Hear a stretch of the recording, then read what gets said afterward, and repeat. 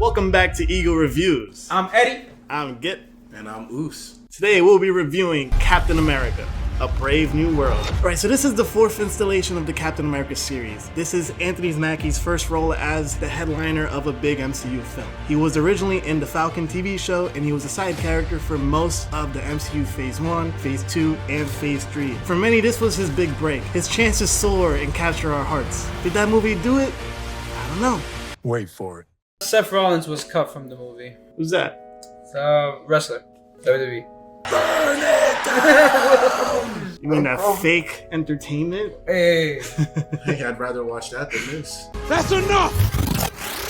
I'm still wrestling with the idea of Anthony Mackie being Captain America. I don't hate the idea, but I wish that they would just make Bucky the new Captain America, really. I understand the whole thing that he was a Winter Soldier and he might have killed some people. I just think they're lost and they have no idea what to do, considering they want to bring back Chris Evans, so this character honestly might be short-lived. And Marvel clearly didn't really trust in Anthony Mackie being their star, the next person to carry on the Captain America role, because, as you can see by the marketing of this movie, it was kind of carried by the Red Hulk. Here we go again. Wait, there's a Red Hulk now? I'm all for a Captain America movie led by Anthony Mackie. I love Anthony Mackie. Ever since we got that meme of Tom Holland making fun of Anthony Mackie for that he doesn't have his own movie, considering Spider-Man has so many movies of his own, he finally got it. I haven't seen the Falcon. Oh no, there isn't one. Sorry. Did Anthony Mackie succeed in giving us a great Marvel film? Whoa! Clip it, chat. Let's talk about the plot. What goes on in this movie? We see Falcon is working with the government. Ross is now a president. He is no longer the Secretary of Defense as he was in the Incredible Hulk movies. We see the effects of Civil War play into this movie with the Sokovia Accords, where every superhero has to, by law, release their superhero identity. The events of that movie kind of broke up the Avengers. Everything is kind of in turmoil after the events of Endgame. We see the effects of half of the population being wiped out. We even see the effects of the giant celestial being that was unanswered for probably like 6 or 7 MCU films finally come into play. And what it does, introduce a new material called adamantium, which is canonically stronger than vibranium, which is what the shield is made out of. And in this film, we see, a gold rush for the first country to finally commercialize and weaponize this new adamantium, specifically the USA versus Japan. So Falcon is clearly working under the president. He's a bit more trusting of the government after the effects of the Winter Soldier show. His side characters are there to kind of develop his views on whether he should trust the government or not, as we have characters like Falcon 2.0 or Joaquin, or as I like to call the Unk. Gus is in the movie. I was in this movie. For any longtime Migo fans out there, my name is Giancarlo. I did not care for Giancarlo Espinoso's. Whoa. Don't disrespect Gus. You know, he's gonna come for you. Keep your eye open. Hopefully he comes with better plot points. We always anticipated Giancarlo to come to the MCU as a Professor X, but now he's a nothing character, and you kind of can't bring him back anymore as anything else. And he was kind of Gus Fringe in this movie. The whole movie just felt like this out of place, pieces of different medias. Like we have a grounded Winter Soldier movie, but we also have elements of the Eternals in it, and then we have this random Gus Fringe character, which is like your standard henchman with a gun.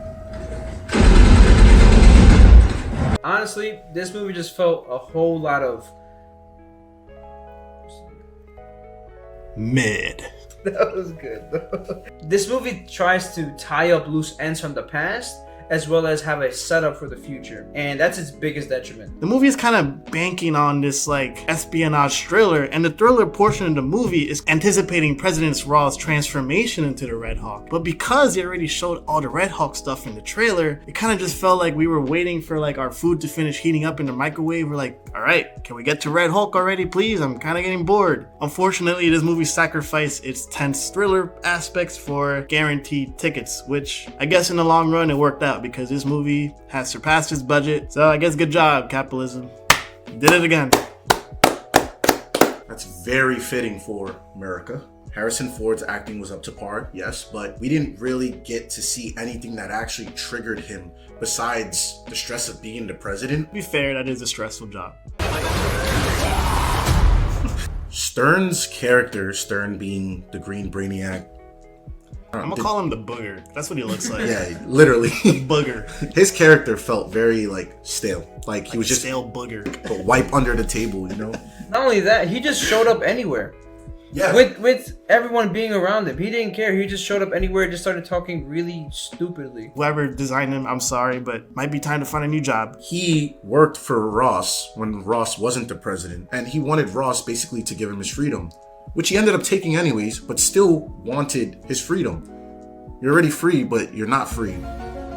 Symbolism. He was a direct foil to Isaiah Bradley, who had his freedom, but was never truly free from his mind. Captain America in this movie is an everyday man who just shows up to work all the time, no matter if he agrees with his boss or doesn't. It was a very safe movie. It started off with everybody loving Captain America and accepting him as Captain America. I think he should have took the serum. You think he should have took the serum. You guys will think that he should have took the serum. What we have now, we're too far along in the MCU to have seen like celestial beings, Thanos-like villains, and all these gods with powers, to now have a film where it's just Black Widow with wings. There is a middle portion to this movie that is so tiresome that I couldn't even tell you what happens in it. Literally, Falcon goes on a road trip in the second act of this movie. Like, you have wings, homie, just fly there. But they invade like this secret underground bunker in the middle of nowhere, Nevada or something, and they meet up with the booger, and the booger kind of sauces Falcon up with some freaking electromagnetic headlights. And he just walks away. From there, the movie just kind of jumps around, not knowing what it wants to be. Does it want to be a Widow and the two Falcon team-up movie? But then I guess that kind of got scrapped during all the rewrites and the reshoots. The irony of this film being so rushed and it having so many reshoots and the dates changing all the time, I do believe this movie could have been great. I'm not too sure how I've done with those test screenings. Maybe it was better. Maybe it was really bad and unreleasable. I don't think that the director had all the faults here. I think there was too many writers in the room, too many cooks in the kitchen. To shine some light on the movie, I thought the action was kind of amazing to an extent. You see, this movie kind of removed the power fantasy of superheroes for me. When you watch Winter Soldier or Captain America the First Avenger, every single one of Steve Rogers' kicks and punches feel like there's a lot of brute strength to them. Falcon is this underpowered hero, as Oos was saying, because he never took the super serum. So he's just kind of like a regular guy, given an upgraded suit. And I do enjoy aspects of him having to use every gadget to his disposal to clear off his enemies. Red Wing is one of his most infamous side characters, kind of like Spidey's little flying robots. And we still see Falcon's true strength, which is flying. The aerials fighting scenes in this movie are still amazing and spectacular. The camera's really directed in a way where we really see that he's going super fast, and they turn the camera around, flip it upside down, dolly zooms, all that stuff, you name it. And it's really great. The action is pretty damn good, honestly. Most of the good ones are pretty much CGI heavy, but they're still really well done. It looked pretty good to me. Obviously, there's a lot of scenes that don't look as good. Sam Wilson never really took a beating until the last 5 minutes, and even then, he kind of just powered through the Red Hulk. Stop making the Hulk look like a wimp, please. But at the end of the day, look, we had to sacrifice yet another powerful villain like a Kang or a Red Hulk to kind of artificially boost the image of a canonically weaker character. They don't struggle enough. They don't know what pain is.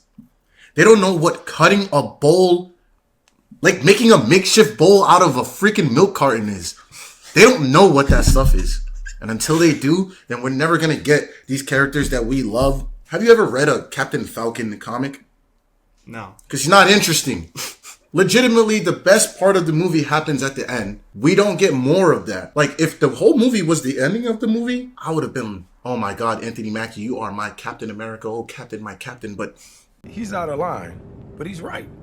The MCU has become this thing where these characters are just reskins of characters that we love. We have She-Hulk with Hulk. We have this new Sam Wilson Captain America with Chris Evans Captain America. We have Spider-Boy now. We got Braveheart as Iron Man. She-Thor. Hawkeye has the Girl Hawkeye. We have Echo, which I guess is a Daredevil clone. But the one thing we didn't have in this movie were any baddies. No baddies at all. I didn't even finish my popcorn. Zero. He had no love interest. There was no eye candy for me to look at. To be fair, the eye candy was the Hulk. Oh, you like that gamma radiation, huh? You like them red cheeks? I like seeing Hulk on screen. Hulk is love. Hulk is life. But overall, what did you think about this film, Eddie?